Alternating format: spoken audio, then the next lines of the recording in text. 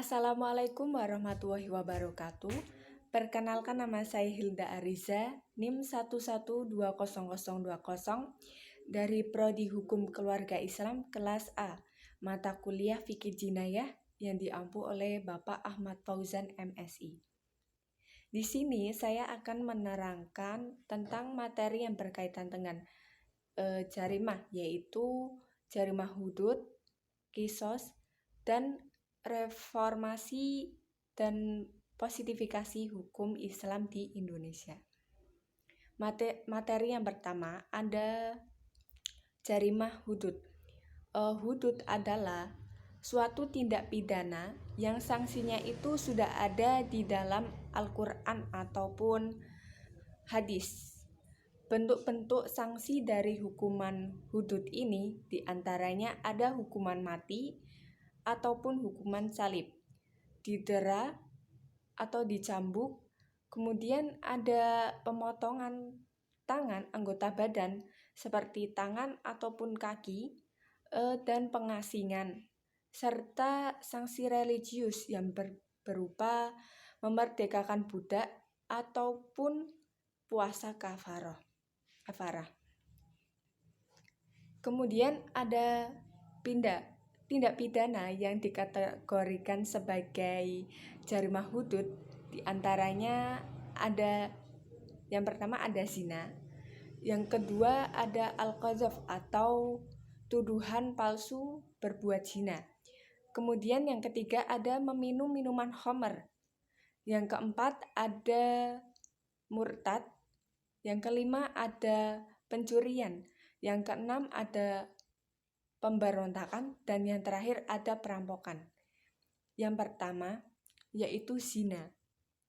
Zina ini dasar hukumnya yaitu surat An-Nur ayat 2. Sanksi dari zina bagi pezina yang masih lajang ataupun belum nikah, maka sanksinya berupa didera atau dicambuk sebanyak 100 kali.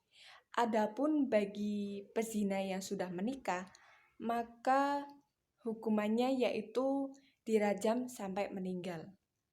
Kemudian yang kedua ada al-qadzaf. Al-qadzaf atau tuduhan berbuat zina. Nah, ini dasar hukumnya yaitu surat An-Nur ayat 4. Sanksi hukumannya berupa didera sebanyak 80 kali. Yang ketiga ada murtad. Murtad artinya keluar dari Islam.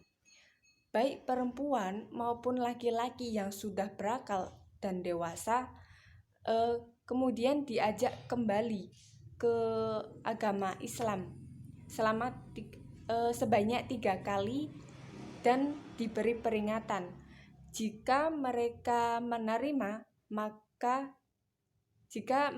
kembali, maka akan diterima, dan jika mereka tidak menerima agama Islam lagi, maka mereka akan dibunuh. Jadi sanksi hukumannya itu dibunuh. Dasarnya dalam surat An-Nisa ayat 137. Kemudian ada pencurian.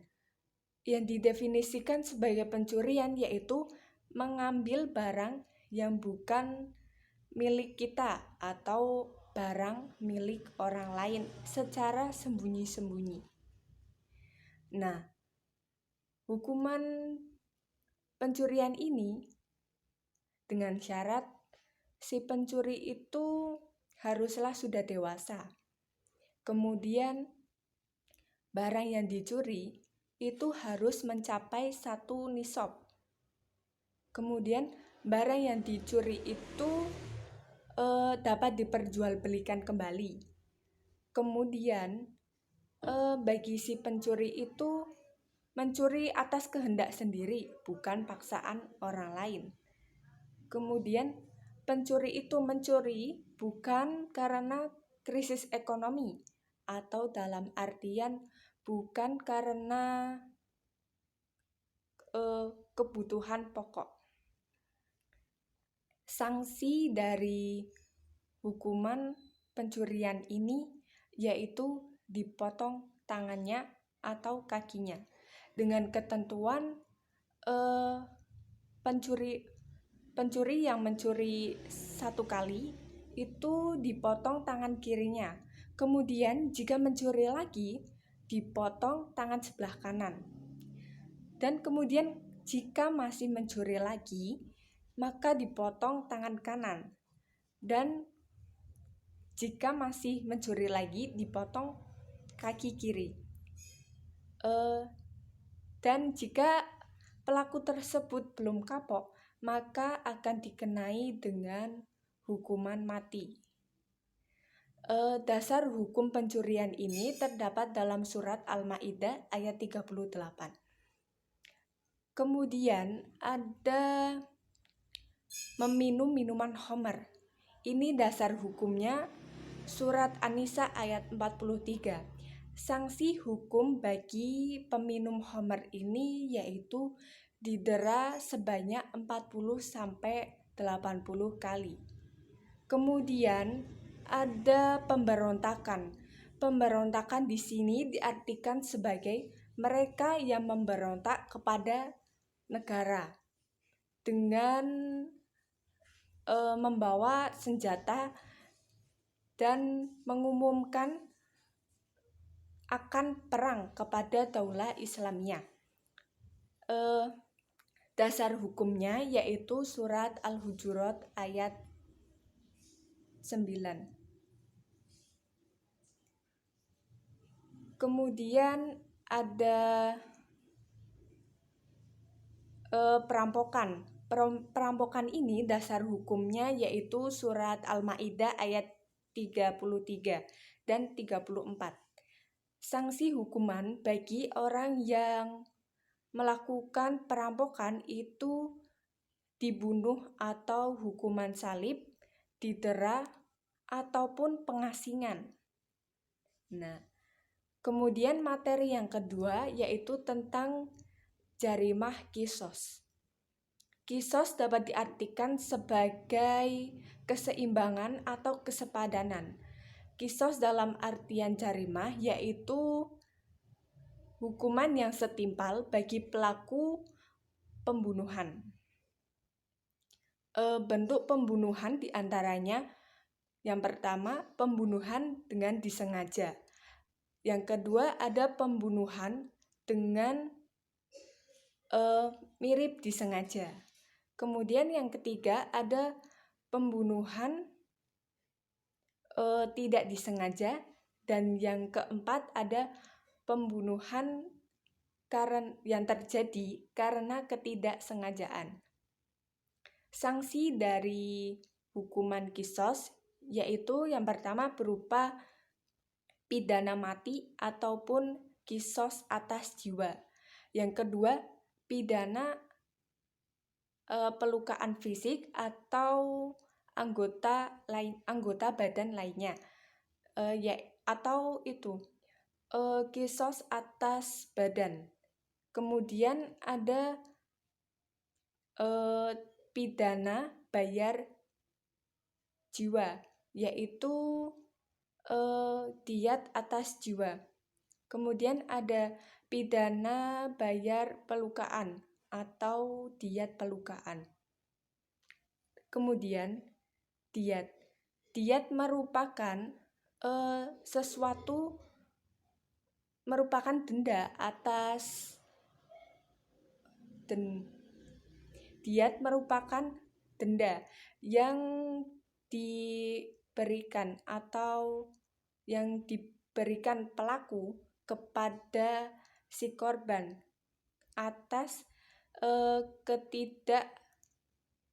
ketidakjadian hukum kisos, atau karena tidak melakukan hukuman kisos maka diganti dengan hukuman diat atas persetujuan dari keluarga korban.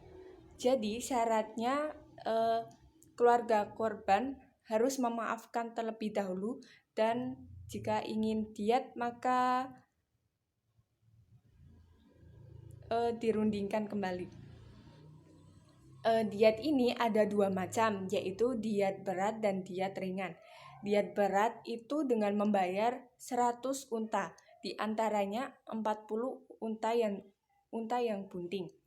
Nah, ini diperuntukkan untuk pembunuhan yang disengaja dan pembunuhan mirip disengaja. Kemudian yang kedua ada diet ringan. Diet ringan ini dengan membayar 100 ekor unta. Ini diperuntukkan untuk pembunuhan yang tidak disengaja ataupun pembunuhan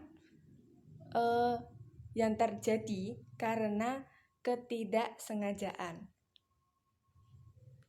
Kemudian ada reformasi dan positifikasi hukum Islam di Indonesia. Relevansi sosiologis, relevasi yuridis. Relevasi bentuk pidana. Yang pertama ada menurut pandangan filosofis, yaitu tradisi pidana dari fikih Islam yang sudah akrab di kalangan masyarakat Indonesia ini sebagai landasan yang kuat untuk sebagai sumber pembaharuan hukum pidana nasional. Kemudian secara yuridis konstitusional tidak ada larangan bagi tradisi hukum pidana untuk sebagai pembentuk KUHP nasional. Relevansi sosiologis. Menurut kacamata teori kekuasaan, maka tergantung dari penguasa politik yang mendukung pidana Islam.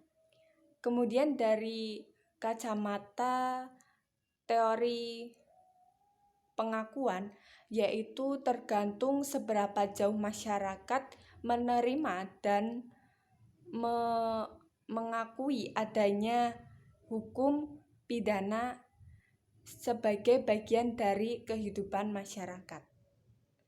Kemudian keberlakuan hukum Islam di Indonesia. Hukum Islam adalah hukum yang hidup, berkembang, dikenal, dan sebagiannya ditaati oleh umat Islam di Indonesia. Terkait dengan hukum perdata yang menyangkut dalam hukum kewarisan dan hukum pernikahan ini, maka negara menghormati adanya pluralisme hukum karena masyarakat yang majemuk, sejalan dengan prinsip Bhinneka Tunggal Ika, yaitu berbeda-beda namun tetap satu jua. Syariat Islam, hukum Islam ataupun fikih Islam adalah hukum yang berkembang dalam masyarakat Indonesia. Maka